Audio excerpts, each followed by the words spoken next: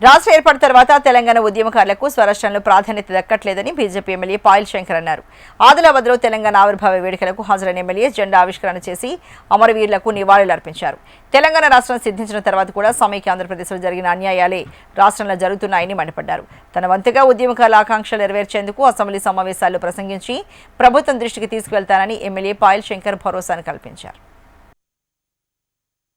ఏ తెలంగాణ రాష్ట్రం వస్తే మా బతుకులు బాగుపడతాయని, ఏ తెలంగాణ రాష్ట్రం వస్తే మా పిల్లల భవిష్యత్తు బాగుపడుతుందని, అణగారిన వర్గాలకు న్యాయం జరుగుతుందని ఆశపడ్డావో, సమైక్య ఆంధ్రప్రదేశ్ ఉన్నప్పుడు ఎవరు కుర్చీలలో కూర్చుంటున్నారో తెలంగాణ రాష్ట్రం వచ్చిన తర్వాత కూడా గాల్లే కుర్చీలలో కూర్చుంటున్నారు.